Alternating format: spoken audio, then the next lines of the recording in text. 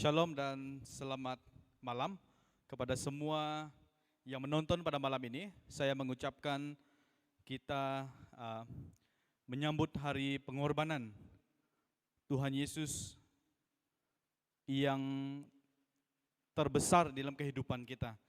Jadi minggu ini adalah minggu yang spesial untuk semua orang-orang percaya, orang-orang Kristen seluruh dunia. Kita menyambut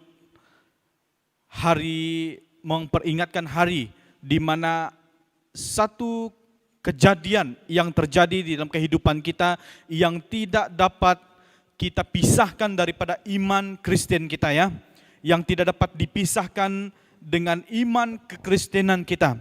Kalau ianya dihilangkan, kalau ianya dibuang atau ditiadakan di dalam iman percaya orang Kristen, ya, itu tidak ada gunanya lagi, ya. Itu tidak ada artinya lagi kita menjadi orang percaya. Kalau hal ini, yaitu pengorbanan Yesus, pengorbanan Tuhan Yesus di dalam kehidupan kita itu dihilangkan daripada Alkitab, itu memang tidak ada gunanya lagi Alkitab kita.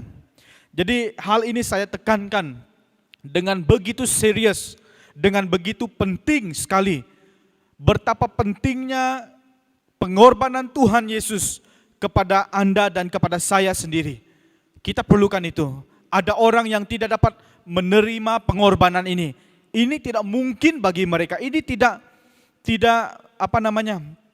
logik, ya. Bagaimana orang lain menanggung kesalahan Anda? Ini banyak kali saya dengar.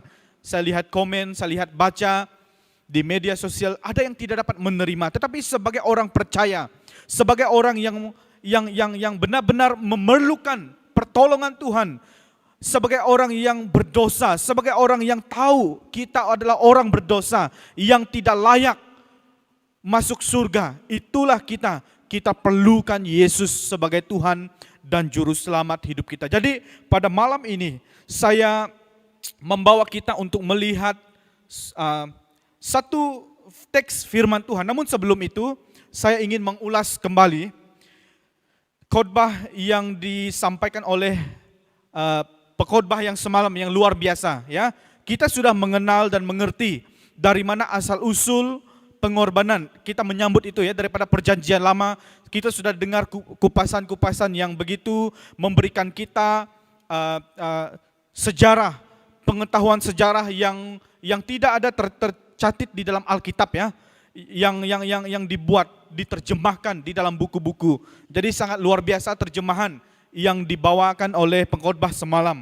Jadi pada hari ini saya mau membawa kita untuk lebih dalam lagi melihat di dalam satu teks firman Tuhan, yaitu di dalam kitab Ibrani, ya, di dalam kitab Ibrani. Nah, kitab Ibrani ini dia adalah satu kitab yang menegaskan, yang membahas tentang korban itu sendiri. Siapa korban itu sendiri? Mengapa ada korban itu sendiri?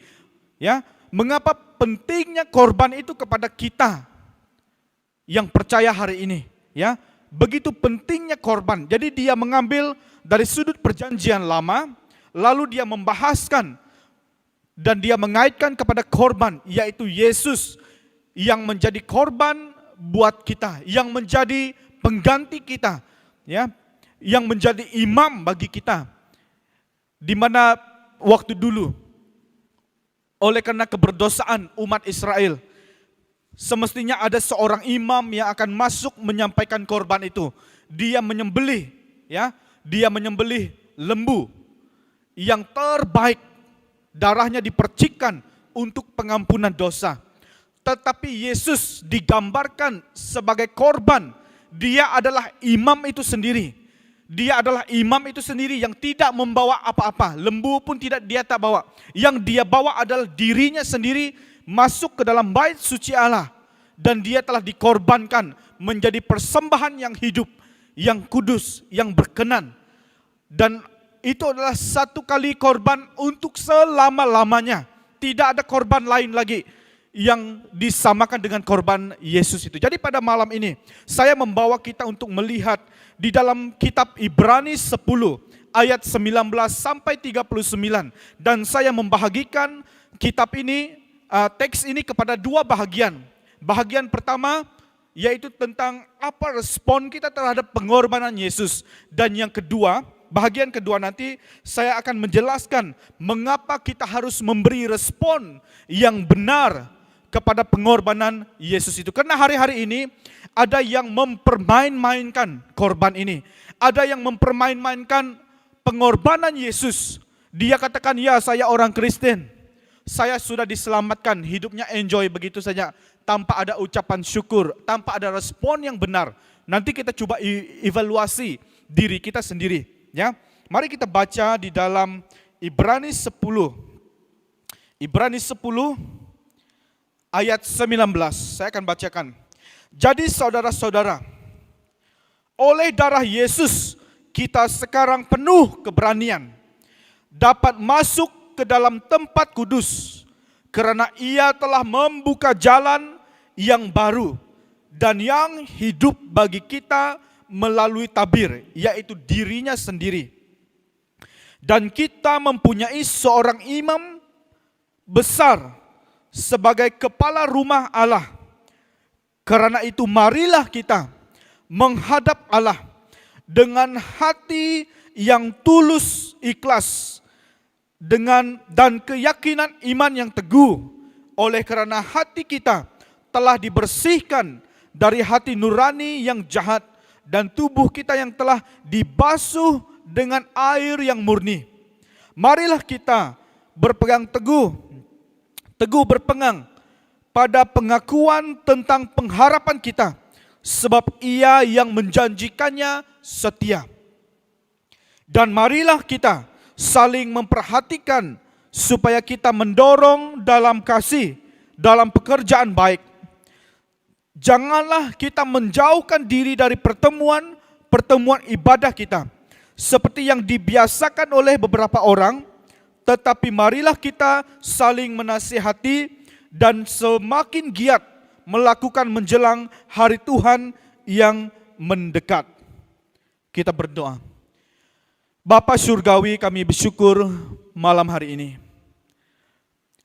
Kami sebagai orang percaya yang menonton pada hari ini, yang mendengar firman-Mu, buka hati kami, supaya kami benar-benar tahu, benar-benar mengerti dengan tulus ikhlas apa yang Yesus perbuatkan di dalam kehidupan kami. Kami tidak dapat membalasnya dengan amal baik, dengan kebaikan kami. Kami tidak dapat membalaskannya dengan uang ringgit kami. Apa yang perlu kami lakukan Bapa? Ajar kami malam ini supaya kami mengerti respon kami sebagai orang percaya kepada pengorbanan Yesus di atas kayu salib. Terima kasih Bapa. Ambil tempat-Mu Roh Kudus. Dalam nama Yesus kami berdoa. Amin. Nah, seperti yang saya katakan tadi, saya membahagikan ini kepada dua bahagian. Yang pertama, yaitu kita belajar tentang respon kita terhadap pengorbanan Yesus. Karena ada orang, kitab Ibrani ditulis untuk meneguhkan orang-orang percaya pada waktu itu, karena ada yang meninggalkan imannya. Ada yang respon, sekadar respon saja. Dia mau diselamatkan saja. Ya, dia mau menerima Yesus sebagai Tuhan dan juru selamat saja, tetapi tidak ada respon yang benar. Jadi pada malam ini saya mengajak kita, apa respon kita terhadap pengorbanan Tuhan Yesus kepada kita.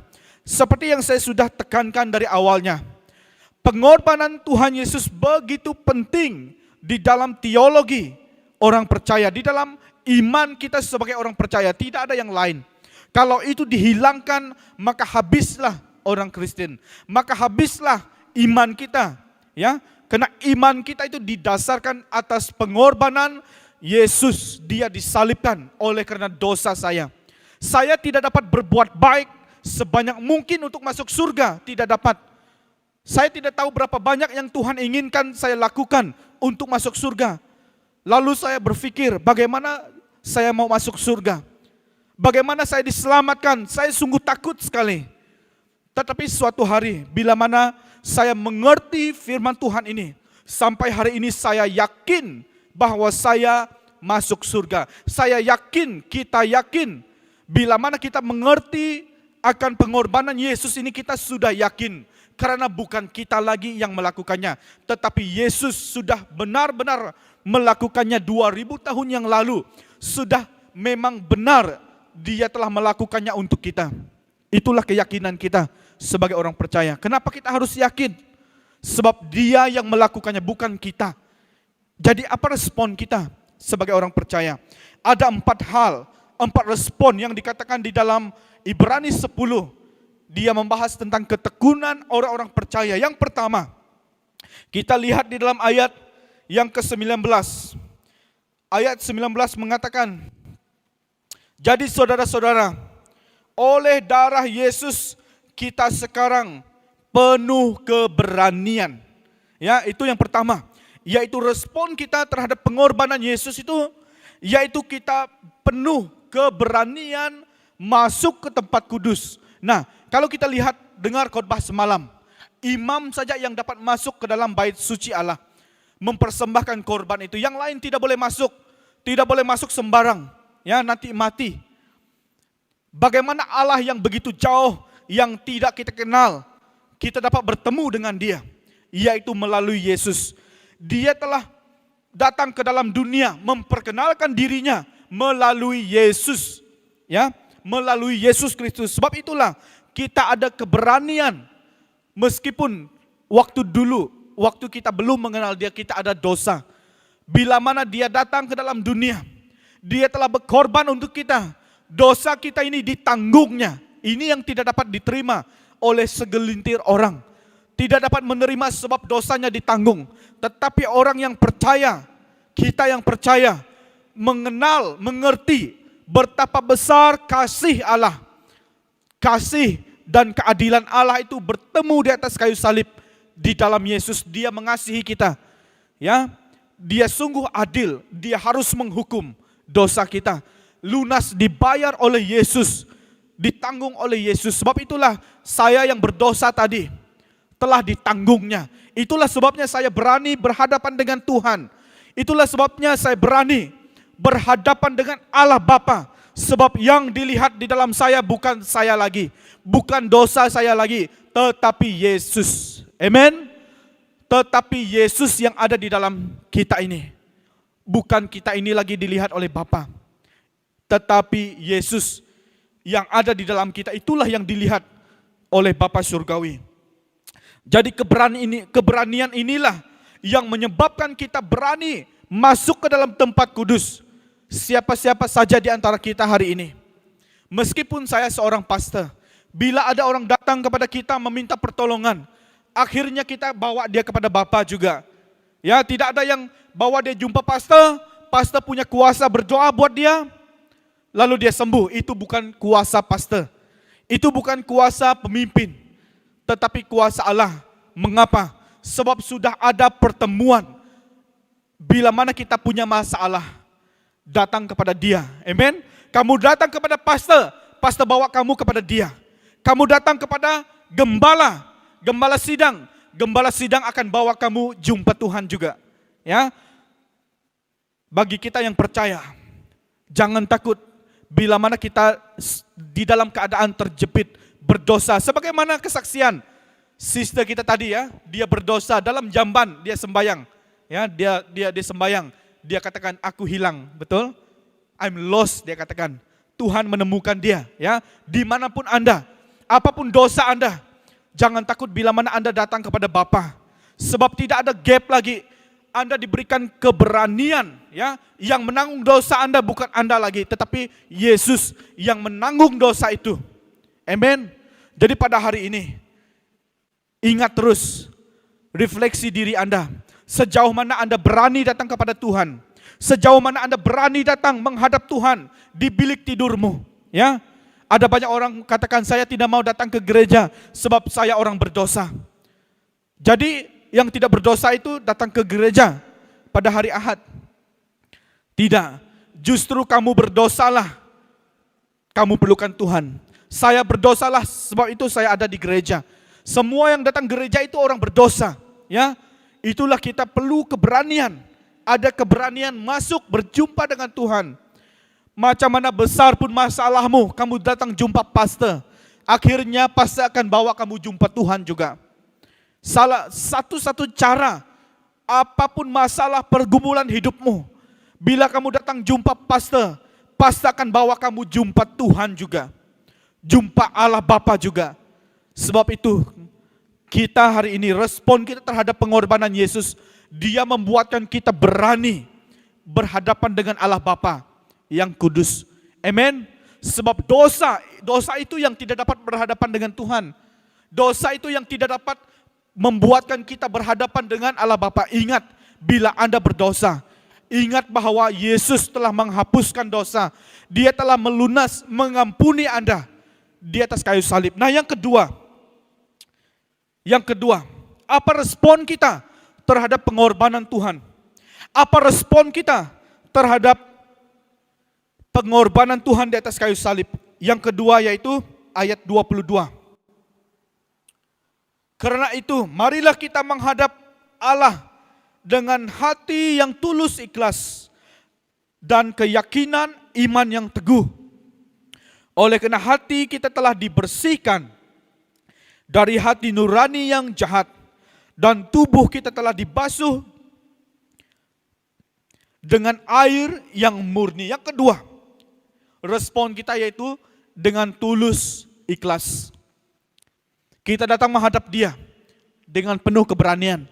Yang kedua, dengan tulus ikhlas. Banyak orang cari Tuhan pada waktu masalah datang saja. Masalah datang dalam keluarga baru cari Tuhan. Ya, waktu kita sakit baru cari Tuhan. Tetapi hari ini, dengar baik, kita datang menghadap Dia dengan hati yang suci, tulus, bukan karena masalah kita, tetapi itulah kita menghadap pencipta kita. Masalah, pergumulan, kesakitan itu semua sementara di dunia. Waktu kita balik, kita jumpa dengan Dia juga. Amen. Waktu kita kembali ke surga, kita akan jumpa dengan Dia juga. Jadikan itu sebagai satu yang tulus. Kamu datang menghadap Tuhan bukan karena kamu mau Dia selamatkan kamu saja, bukan kamu mau Dia selamatkan kamu dari pergumulan saja, tetapi datang kepada Dia dengan hati yang tulus, ikhlas. Kamu mengaku kamu orang berdosa. Saya datang kepada Tuhan bukan karena saya mau supaya saya kaya, bukan karena saya mau saya disembuhkan dari sakit penyakit saya, tetapi saya datang kepada Tuhan oleh karena Dia begitu baik terhadap saya, dengan tulus ikhlas yang ada dalam hati kita. Amen. Hati yang benar-benar menyerah kepada Dia, ya, tidak mudah kembali kepada pengharapan dunia yang lain. Ya, ada banyak yang telah kita dengar, bila dia sudah diberkati oleh Tuhan, dia tidak lagi ingat pergi ke gereja. Dia tidak ingat lagi akan rumah Tuhan. Dia tidak ingat lagi pengorbanan Yesus ini. Jadi pada malam ini refleksi diri kita. Berikan respon yang benar. Apakah kamu menghadap Tuhan pada malam ini dengan tulus ikhlas? Atau ada niat di sebalik yang lain untuk kamu diberkati saja? Pada malam ini datang kepada Dia dengan hati yang tulus, ikhlas. Kamu tahu kamu betul-betul memerlukan Dia di dalam kehidupan kamu. Bukan untuk diselamatkan saja, bukan untuk disembuhkan saja, bukan untuk diberkati saja, tetapi seluruh hidup kita perlukan Dia. Yang ketiga, kita berpegang teguh pada pengakuan. Respon kita yaitu berpegang teguh pada pengakuan ayat 23. Di dalam ayat 23 dia mengatakan, marilah kita berpegang teguh pada pengakuan tentang pengharapan. Sebab Ia yang menjanjikannya adalah setia. Poin ketiga, yaitu kita berpegang teguh pada pengakuan kita. Hari-hari ini banyak cabaran yang kita hadapi. Hari-hari ini ada banyak tentangan yang kita hadapi, tentangan iman kita. Apakah kamu benar meresponi pengorbanan Yesus itu dengan benar? Apakah kamu meresponi kematian Yesus kepada kita sebagai orang berdosa ini? Atau kamu mau berubah? Kamu mau tinggalkan Yesus? Ya, marilah kita berpegang teguh pada pengakuan, yaitu Dia yang telah berkorban untuk kita, telah menyelamatkan kita dari dosa kita. Sebab Ia yang menjanjikannya adalah setia. Amen. Dan yang keempat, bagaimana respon kita kepada pengorbanan Yesus itu? Yaitu kita saling memperhatikan. Nah, ayat ini, di dalam ayat 24 ini saya bacakan. Dan marilah kita saling memperhatikan, supaya kita saling mendorong dalam kasih dan dalam pekerjaan baik. Janganlah kita menjauhkan diri dari pertemuan-pertemuan ibadah seperti yang dibiasakan oleh beberapa orang. Tetapi marilah kita saling menasihati dan semakin giat melakukan menjelang hari Tuhan yang sudah dekat. Ayat ini kita gunakan di dalam Komsel. Ya, ada saya ambilkan ayat ini untuk Komsel, ya. Janganlah menjauhi daripada pertemuan-pertemuan ibadah. Sebenarnya ayat ini sangat dalam maksudnya. Ada banyak orang yang meninggalkan iman oleh karena mereka tidak ikut persekutuan. Ada banyak orang yang tinggalkan iman dia kepada Yesus. Dia tidak percaya lagi sebab dia tidak bersama dengan orang percaya. Dia tidak bersama dengan kelompok lagi. Sebab itulah kita tegaskan di dalam kelompok sel, saling menasihati, saling mendorong, saling tanya kabar.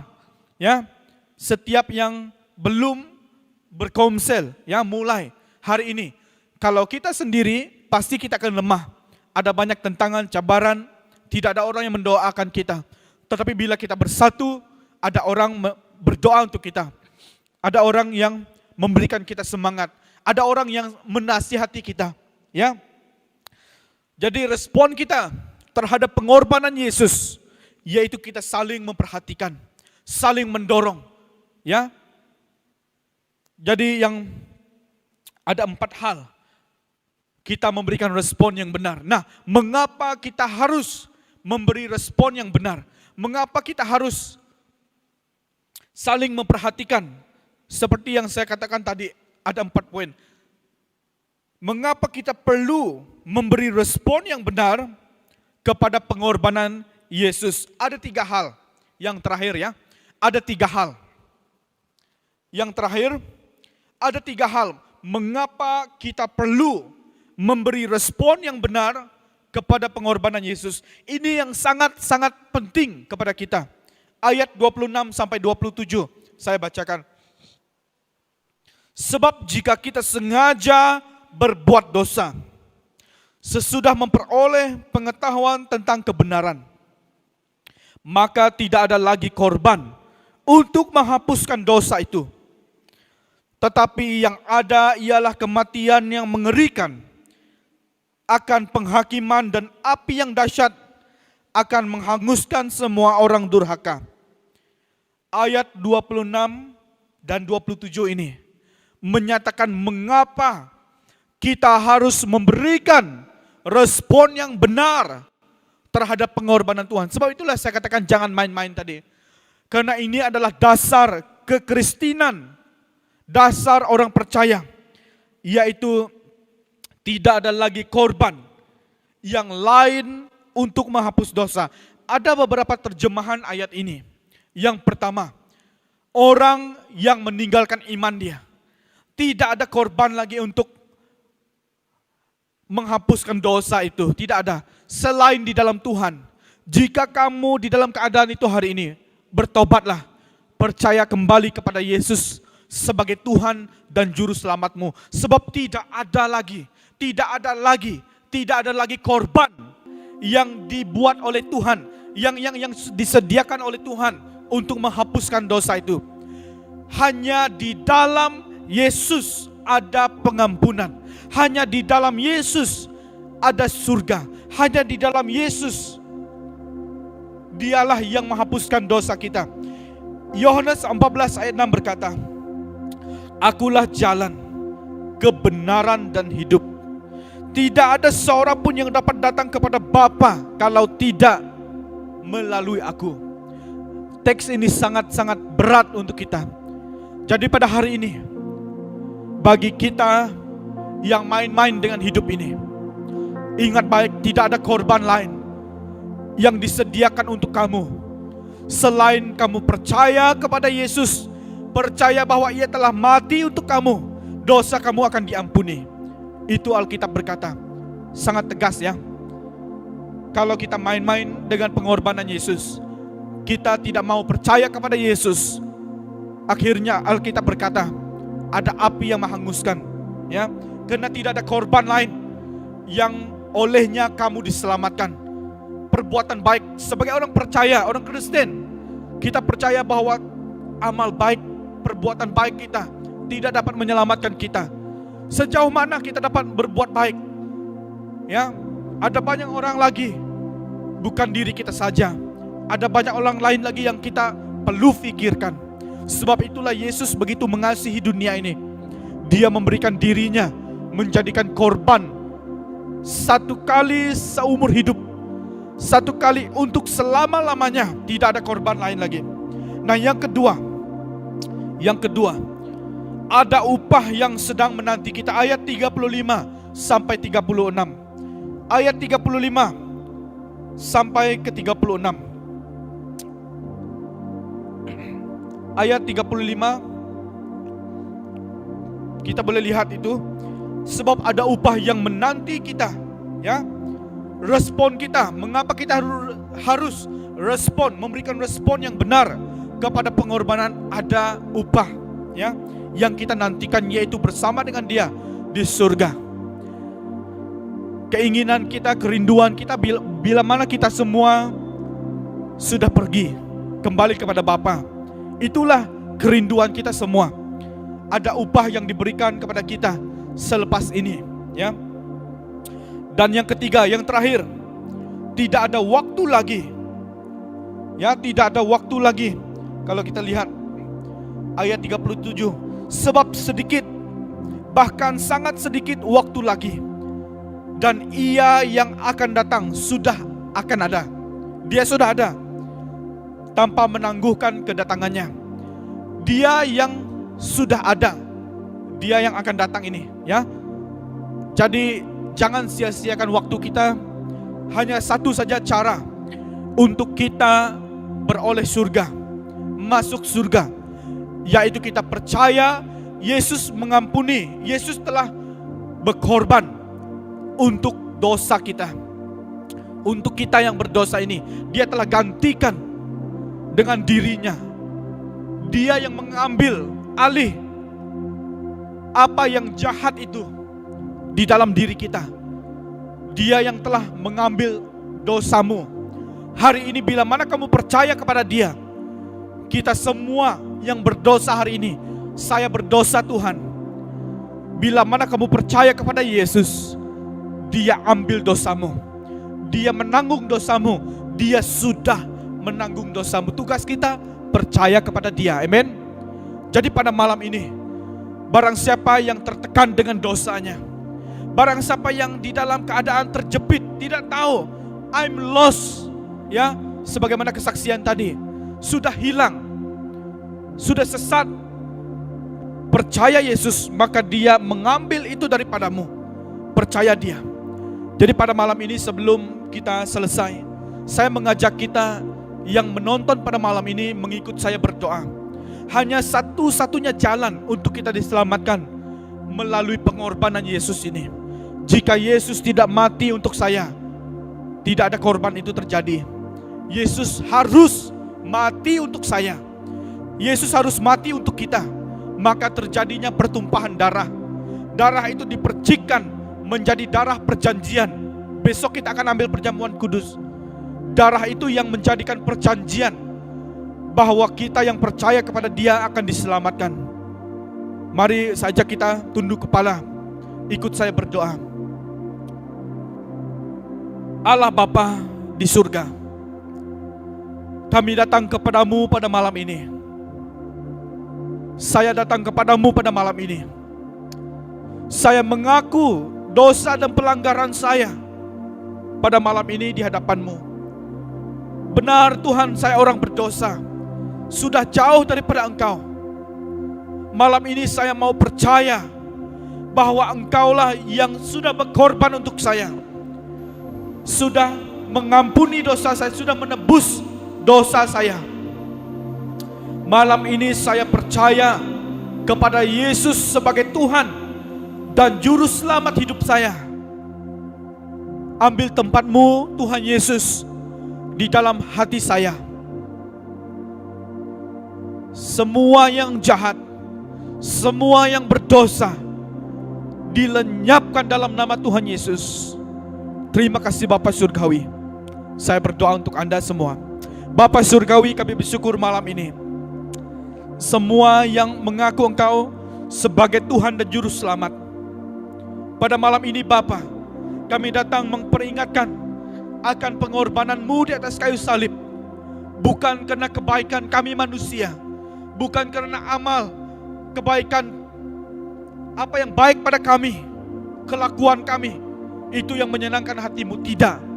Tetapi hanya oleh karena Yesus yang ada di dalam hati kami, itulah yang benar. Hanya Tuhan Yesuslah yang benar. Engkau melihat itu di dalam hati setiap anak-anak-Mu yang menonton pada malam ini. Engkau telah mengampuni dosa kami. Berkarya Tuhan, yang sakit disembuhkan, yang berdosa Tuhan Engkau lepaskan dari belenggu dosa, yang hilang Tuhan Engkau temukan kembali dengan kasih yang sempurna. Terima kasih Bapa. Hanya di dalam nama Tuhan Yesus kami sudah berdoa. Yang percaya katakan amin. Sekian, terima kasih, Tuhan memberkati.